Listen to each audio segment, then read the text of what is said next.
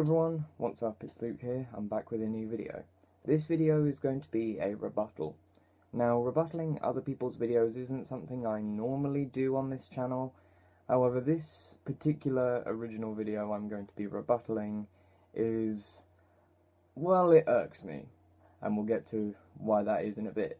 However, to add some context as to how I came across this original video in the first place, I'm sure we've all, at one point in our lives, have searched on the internet why insert thing you like here is bad or overrated, just to see what people who have the opposite opinion to you on said subject have to say. Well, one day I searched on YouTube why Queen are overrated, and amongst the results of that search came this video, Queen Sucks, Your Favourite Band Sucks podcast. It's by this channel called Your Favourite Band Sucks. Basically, this channel is run by two guys who do podcasts that deliberately tear down bands with immense fan bases, and Queen is a subject of one of their podcast episodes. There are a fair few points that are made in this podcast which I do find rather flawed in one way or another, so let's jump straight into this. The first point I take issue with comes in at the 1 minute 19 second mark, and I'll cut it off at the 1 minute 24 second mark. They say how you don't get Queen without British culture. You know, Queen only exists as a result of British culture. You do not get Queen without English culture. My issue with this point is that saying you don't get Queen without English culture, well, isn't that kind of like me saying you don't get, for example, the Foo Fighters or the Eagles without American culture? I'm not saying that this point is necessarily wrong, however, at least with this particular Your Favourite Band Sucks podcast, they don't really show much awareness in regards to that point when they mention bands from their own country, so that's where my problem with this point comes in. The second point I will cover comes in at the 2 minute 59 second mark, and I'll cut it off at the 3 minute 10 second mark. They claim that if Queen fans who are only familiar with the hits decide to listen to the full studio albums, that their opinion of Queen would change from loving them to disliking them. If they were actually to buy the records, not the greatest hit records, but actually buy the records and listen to them all the way through, I don't think people would like Queen. I've actually decided to put that claim to the test for myself, to see if my own opinion of Queen's discography would change by listening to the full studio albums. So at the very end of this video, you guys will see a small slideshow, if you will, of all of the images for all of Queen's albums and my personal rating for them.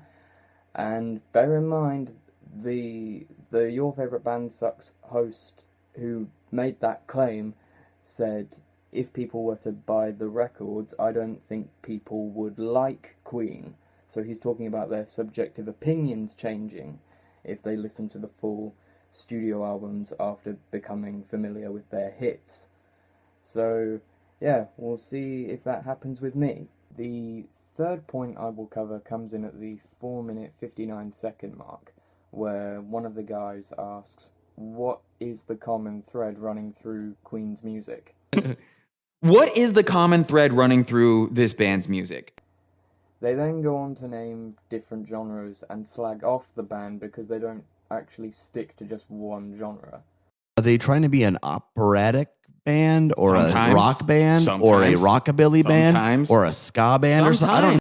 There are sources I could point to, from documentaries to even the Bohemian Rhapsody movie, the latter of which I'll touch on at the end of the video, which basically answer that question. We knew we wanted to do a particular thing, like sort of branch out into sort of actual songwriting. We had very big ideas of writing things which had a very heavy substructure, if you like, but lots of melody and lots of harmony on top.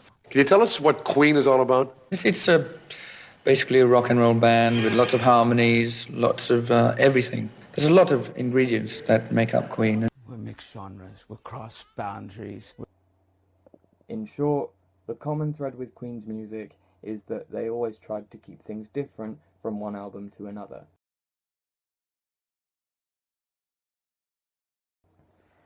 The fourth and fifth points I take issue with in this podcast, I'm kind of just going to combine into one segment because they're about pretty much the same songs and they come in very close together. So point 4 comes in at 5 minutes 27 seconds, and I'll cut it off at the 5 minute 47 second mark.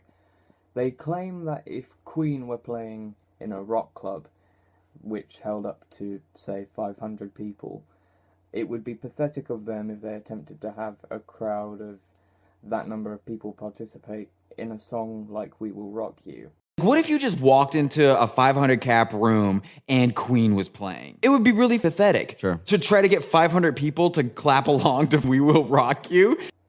To use their specific wording in this case, it would be really pathetic to try to get 500 people to clap along to We Will Rock You.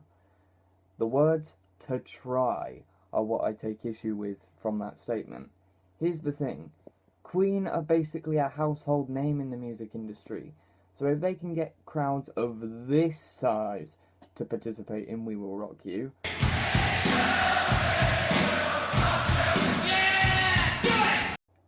I really don't think an audience of 500 people partaking in We Will Rock You would be that much of a challenge for Queen. And then, on a side note, which is the fifth point I take issue with, and this comes in at the 5 minute 57 second, just as it reaches the 5 minute 58 second mark. Yes, I am admittedly being that pedantic with the timestamps here. To the 6 minute 5 second mark. They say that the only reason to like Queen is if you and a bunch of other people are singing the same musical hooks. The only reason to like Queen is if you like being in big crowds of people who are all yelling the same as you. Then from 6 minutes and 5 seconds to 6 minutes and 17 seconds, they misconstrue the hook of We Are the Champions as if the band aren't aware that it sounds rather elitist, which they do have enough awareness to see, by the way. It could be construed as a rather elitist thing. I think, of course, it was about Queen being the champions in a sense as well, the sort of arrogance for which we were famous. Then they try to misconstrue We Will Rock You in a very heinous way, and I don't really feel comfortable showing that particular We Will Rock You segment because of how heinous it is, and I will warn anyone who does decide to listen to the full podcast. By the way, links for that and all of the sources used as a means of rebuttaling in this video will be in the description. It's very close to the knuckle, so that's why I don't feel comfortable showing it. The next point I have a problem with comes in at the very end of the 8 minute 50 second mark, and I'll cut it off at the 8 minute 54 second mark. Now, for anyone who may not know this, Queen's guitarist, Brian May, studied astrophysics and later became a doctor in that field during the period where Queen took a hiatus, I would assume. If you watch things like the Days of Our Lives documentary, or even the Bohemian Rhapsody movie, it is mentioned that Brian May studied in that field. I was studying physics as an undergraduate here, but astronomy was always my thing. And so I did the astronomy postgraduate for a PhD. Smile. Makes sense for a dental student. And you're astrophysics, aren't you? Yeah. Makes you the clever one. Yeah, I suppose it does, yeah. And, well, I'll just play these clips for you. Brian May has a PhD in astrophysics. Nerd. I hate nerds. They're literally hating on Brian May just because he's an intelligent human being. To which I say, what sense does it make to hate people who are intelligent? As far as I can see, hating someone just because of how intelligent they are makes no sense whatsoever. The next point I have a problem with comes in at the 9 minute 55 second mark, and I'll cut it off at the 10-minute 5-second mark. Now, this is to do with the innuendo track Delilah, and I'll also play a small clip of them actually bringing up the lyrics to that song. This is a discography that includes things like a love song that Freddie Mercury wrote to his cat, complete with meowing sounds. That's real. It's called Delilah, and it's on the album Innuendo. You make me so very happy when you cuddle up and go to sleep beside me, and then you make me slightly mad when you pee all over my Chippendale suite. I will concede that the subject and lyrics of that song are definitely a bit bizarre. However, there are a couple of reasons I can think of that would motivate Freddie Mercury to write such a song. Firstly, Delilah is not the only silly Queen track that Freddie wrote. For example, A Night at the Opera has a track called Lazing on a Sunday Afternoon. For those of you who haven't listened to that, it's basically Freddie singing about the, I guess you would call, ideal sequence of events that he would want to happen from 1 week of his life. The second reason I can think of as to why Freddie would write something like Delilah is because of his very poor health at the time of the Innuendo album's production and the time it was released. As most Queen fans know, Freddie Mercury passed away because of AIDS in November of 1991. I'd estimate, based on a hint of commentary that I'll play for you from the I Want It All music video, that the production of Innuendo's 1989 predecessor, The Miracle, was the point where Freddie's health started getting really, really abysmal, and then just went and dive-bombed from there. Freddie's already very ill, and he's finding it harder to actually find the energy to do things like this. You wouldn't think so seeing him in this video, because he just squeezes so much out of himself, but a lot of the time in this period he was pretty sick. However, despite that, both Brian May and Roger Taylor have mentioned how the one thing Freddie Mercury wanted to do before he passed away was just keep making music. You know what I'm suffering from, you know what the problem is, but I don't want to talk about it anymore. I just want to make music till the day I die. The sicker Freddie got, the more he seemed to need to record, to give himself something to do, you know, some sort of reason to get up. In fact, after Innuendo was released, Brian May even recalls how, after that point, Freddie, as politely as possible I imagine, insisted that the band write as much material as they could, just so Freddie had something to focus on. Innuendo, it was out on the streets, it was #1, and they started doing more music. And Freddie at that time said, write me stuff, keep writing me words, keep giving me things, I will sing, I will sing. As such, when it came to writing songs for Innuendo, and Freddie's very poor health at the time, I don't think it would be that insane to assume Freddie's mindset during the production of Innuendo may have been along the lines of, I don't have very long left, however I want to make as much music as possible with the time I still have. Therefore, if I have to make myself write a song about one of my cats just to ensure I have another song for the album, so be it. Also, on a side note, Freddie absolutely adored his cats. Tom, Jerry, can you hear me? Freddie, when do I get to see you? I'll be home soon, darling. Will you put Romeo on the phone so I can tell him I miss him?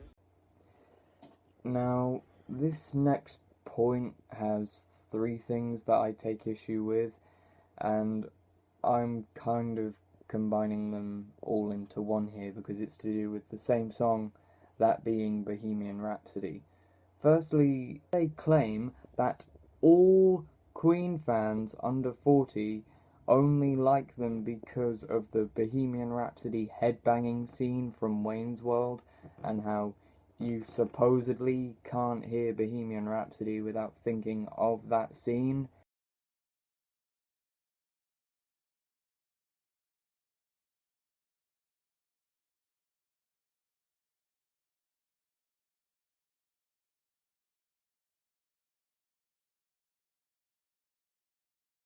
I mean, I can tell you why anyone under 40 cares about this band.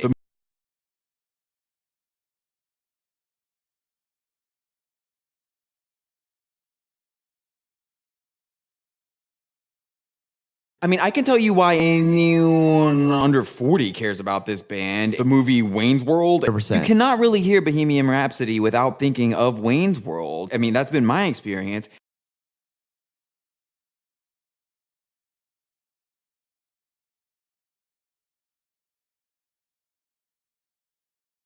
Now, I'm fully aware that my own experiences do not apply to the whole. However, I'm going to share something with you all as a means to prove that statement wrong.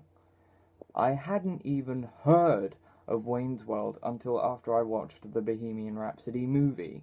So no, not every Queen fan under the age of 40 cares about Queen just because of Wayne's World.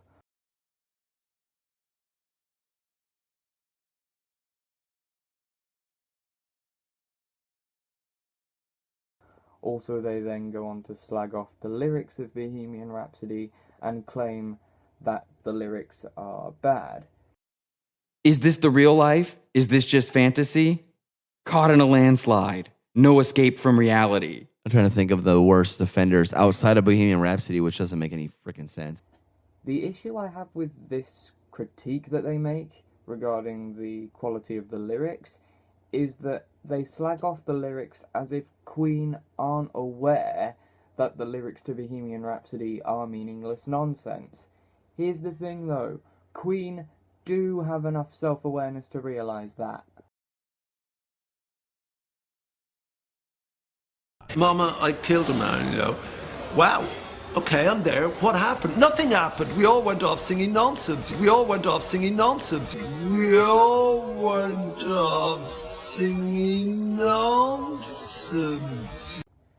Then they slag Queen off because of how, when they play Bohemian Rhapsody live, they have the operatic section play via a taped version of it. They left the stage and let a tape play of all that opera.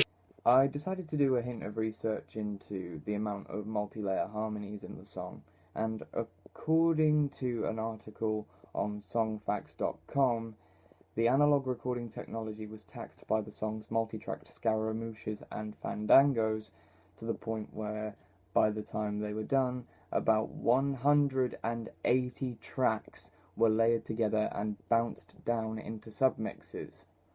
When a band tries to achieve a grandiose vision, which is immensely beyond the capability of the recording technology at their disposal... What they did with, this album, Night at the Opera, is just take sort of recording techniques to an area that they'd never gone before. They pushed the technology to its very limits. How can you expect them to faithfully recreate every single part of said vision when playing it live? I don't think that would be the easiest of tasks to accomplish. Secondly, they claim that if you're going to have a tape play any part of your song, you have to lip sync to it. You have to stay on the stage while the tape of your song plays, and you have to pretend like you're the one making the sounds. However, they seem to be showing complete unawareness of one important thing, which is the claim regarding these Bohemian Rhapsody points that I take the biggest problem with, that being, people who can hear are more than capable of distinguishing for themselves what's live versus what's pre-recorded. To prove that point, I'm going to play a slice of Bohemian Rhapsody for you all. The first sample will be from the actual studio track, then I'll play the same segment of the song as they did it when they played at Live Aid. And by the way, the section I'm going to play is a small segment of the Mama Just Killed a Man section. Mama just killed a man. Mama just killed a man. So, if Queen did lip sync to the operatic section on stage, they would still get flack for that, because it would show them up to the audience as being unable to sing every part of the song faithfully. Now onto my actual next point I take issue with.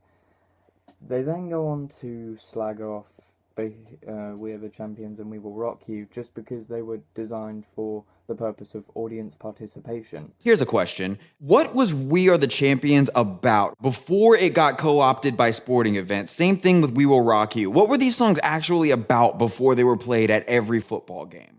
What does that mean? I assume that they were written so they could make a lot of money being played at sporting events. When you look up those songs and why they were written, that's apparently exactly why they were written, to really get the audience participating in the concert. If any other band does that and people figure that out, they immediately get so upset. Oh man, this band is a sellout. I can't believe they would do it just for the money. Well, Queen did exactly that. My issue with this complaint that they have is that whilst it's true, they demonstrate blissful unawareness in this particular Your Favourite Band Sucks episode when they mention songs by bands from their own country which were no doubt created with the same goal in mind. For example, Jump by Van Halen, a song that they themselves bring up. What does anyone watching this video right now think Van Halen would expect their audiences to do when they shout the line "Jump" when playing that song? Do you think they would expect the audience to just stand around like a legion of lemons? No, Van Halen would expect their audiences to jump, obviously.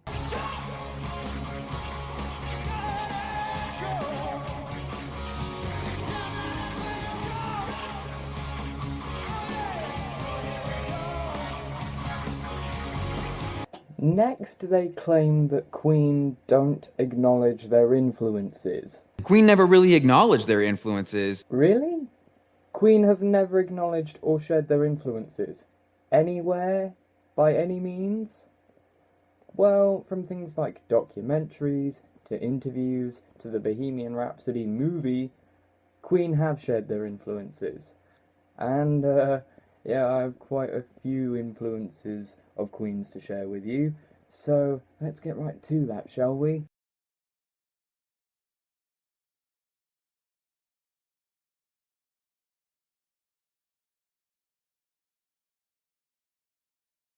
This express.co.uk article where Roger Taylor is quoted as saying something a little bit on the extreme side regarding John Deacon's music tastes, and around halfway down into the article, when you scroll down on the page, this is what Roger Taylor had to say to the Express in this particular case in an interview, where Roger Taylor is quoted as saying the following: "We had diverse influences, but also certain groups in common, Brian, Freddie and I especially. John Deacon was different though, even before he got into funk. When we met him, John was into Yes. I liked Yes too, but John really liked Yes." The rest of this is going to be through video proof, which will begin right now. Freddie's great inspiration for somebody to love was Aretha Franklin. He absolutely loved Aretha. Freddie would like to have been Aretha Franklin, actually, I think. I think maybe we were subconsciously influenced by the Beatles albums, I think, really. Especially the later ones, like, you know, like Rubber Soul, Revolver, and Abbey Road. They were very eclectic albums. It also developed to another place, which is the place of the jazz band and the Temperance Seven, who played a mixture of Dixieland and very arranged pseudo-20s music. And I learned a lot of my arrangement from those guys. This is the way I first heard a guitar played. Just strumming, you know, and I strummed for years, you know, inspired by people like Lonnie Donegan. Rock on the line, it's just the mind you're gonna roll. Rock on the line, there's a road to run. Yeah, rock on the line, it's the mind you're gonna roll. It was very fortunate. See, Cozy Powell was a big influence on me there. Have you met Cozy Powell? No. Okay, well, Cozy's a drummer that I've always admired. Many guitarists say Jimi Hendrix. Jimi Hendrix most of all, probably. Before that, Buddy Holly and the Crickets, the Everly Brothers. People that I respected when I was a kid, I still respect that are still around. Jeff Beck, I guess I wasn't a kid, but I was a teenager. Jeff Beck was playing. Eric Clapton, I think, is still amazing. And Like Joe Satriani. they're great, Steve Vai. wonderful. I think there's such talent out there. Yeah, Satriani's wonderful. Great technician, but great soul. Nuno Betancourt from Extreme is really a great new technician. I'd have to say Slash in Guns N' Roses is really a very accomplished player. Because we grew up on Free and Bad Company, Freddie was a big fan of Bad Company.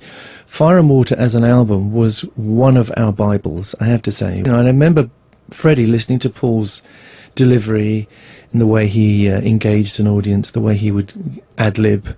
Freddie loved the way Paul sang it.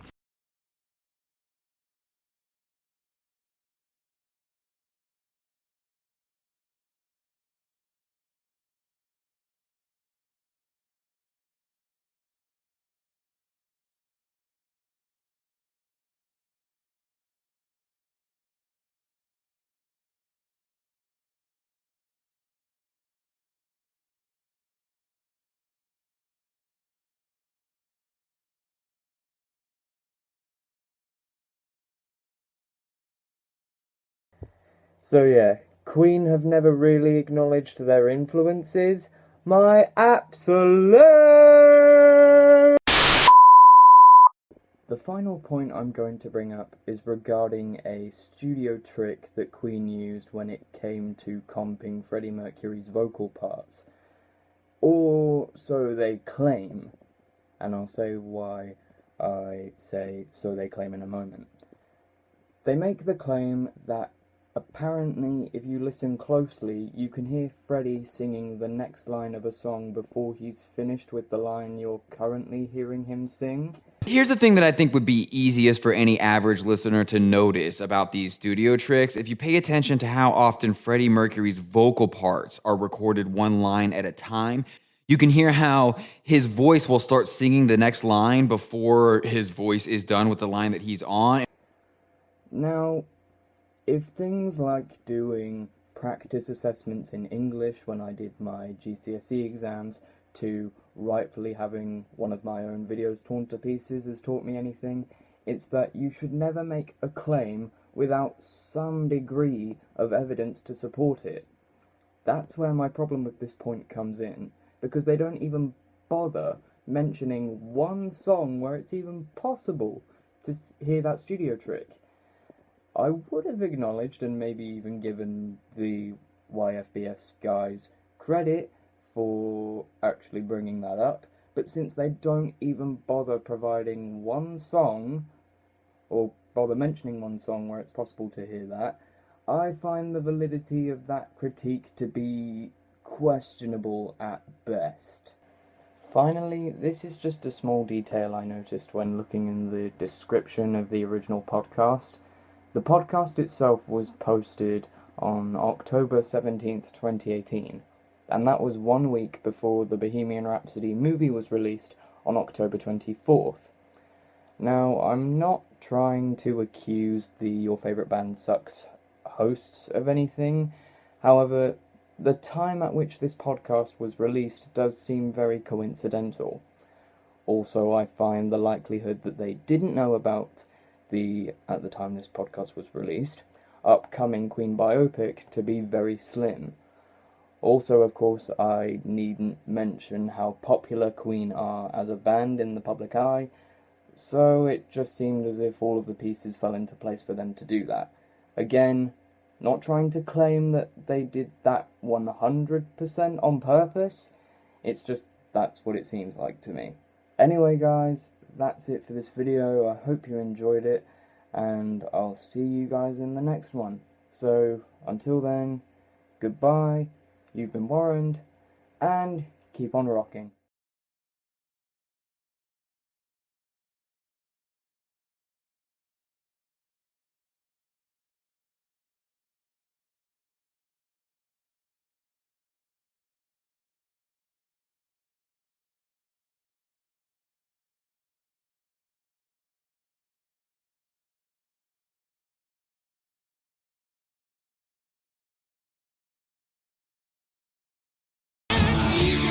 Yeah!